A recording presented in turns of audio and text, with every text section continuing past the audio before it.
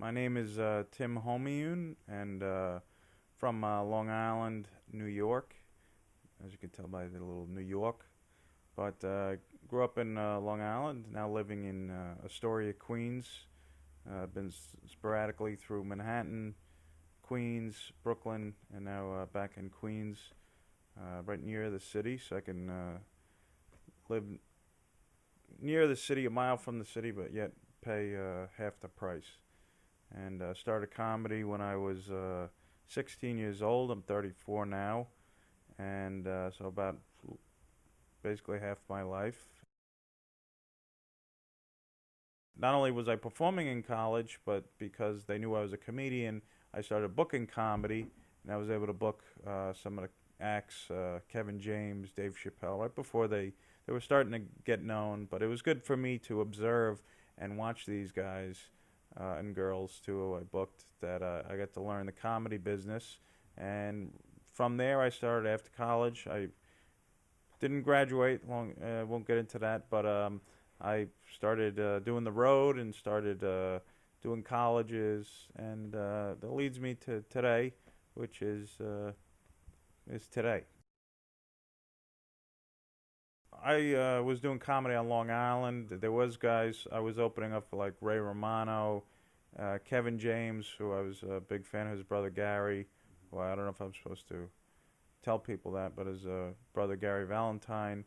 I used to book. It was a kind of the four horsemen who I liked. It was Gary Valentine, Kevin James, Rock Rubin, who's Mike Rubin, and Adam Ferrara. So it was kind of them four that I'd do improv with them in the little class, and then I'd see them at the clubs and I'd open up for them, and they were so great.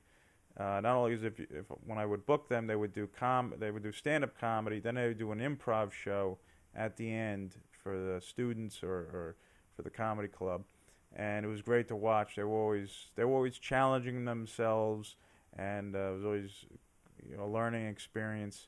And John Mulrooney, who was a great comic, who was just amazing with the crowd, and so little things I could take. Jim Brewer, I started booking a little bit, and he helped me out. He got me some gigs, and it was great watching these guys, how professional they were and how strong they were.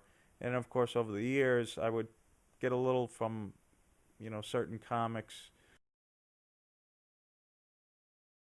When I opened for Mitch, before he kind of made it big, he he did horrible. It was this club on Long Island called Governors, and I did pretty well. And then the next the feature act did well, and then Mitch went on, and they didn't understand him, and he was bombing so bad that he actually stopped. He didn't really stop his show, but he pulled a chair up to the front of the stage and told them, "Hey, this is my shtick. I'm not a character. This is what I do." And he went from bombing so bad. He said, "At the end, if you guys can just help me out a little bit, if you can applaud, and when the owner comes out the side door at the end, I'd appreciate it." And of course, the owner came out, and because the audience, even though they didn't like him during his whole 40-minute set, he was still such a nice guy and so likable that when the owner came out, they gave him a standing ovation. And the owner, of course, booked him back. So it was good to learn little things like that over the years. Yeah, I think there's a point where there's certain comics. What they do is they get that breaking point. They start to show off, and sometimes they're looking for that immediate laugh, and that happens with me sometimes, that you don't get that immediate laugh, so you kind of sometimes you go a little scramble mode. You're like, oh, maybe they don't like me. You start taking your best stuff and putting it up, trying to win them over a little bit, and then it gets to that point where you say, all right, that's it. Even if you want to throw in some comics, throw in savers, trying to save, get whatever laughs. But that gets that point where what I learned from Mitch is just be in the moment and being honest, and not try and attack the crowd. You're just trying to, you're just there. It's one day. If they don't like you, that's fine. Don't take it so personal, and just be honest, have a good time, and that's what I learned from Mitch.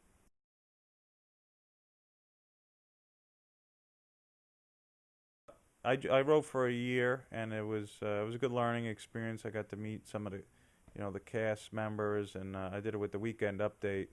And Jimmy Fallon was I basically wrote for him, and he was he was a really nice guy, down to earth, and we got to see Bruce Springsteen. We went to the concert, and another guy I learned from watching his success, and he's had his up and down. Not that his downs were 10 times better than my ups, but as far as his, being in the limelight, but he was always, from what I learned, such a down to earth guy, very likable, and not afraid to lose track and come back. He can go off the script a little bit, and just always nice to everybody I've saw him in contact with.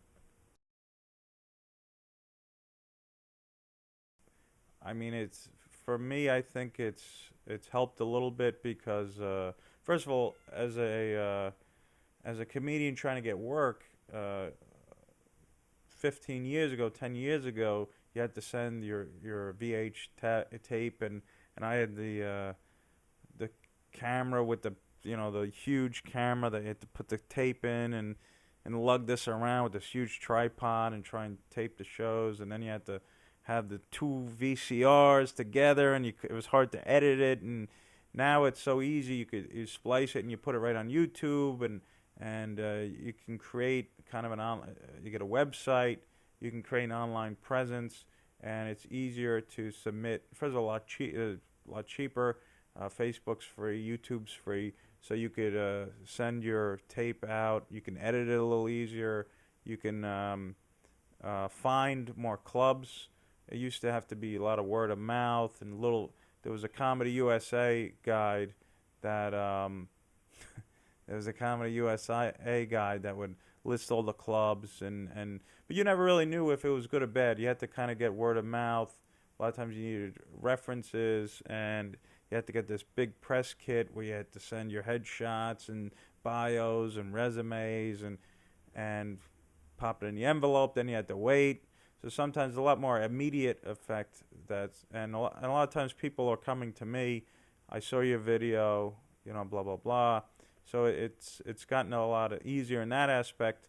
On the negative side, some of the bigger comics obviously have it harder. They're trying to have a comedy special, and they have people with their cell phone cameras taping their set, popping it on YouTube, and there's not much supervision.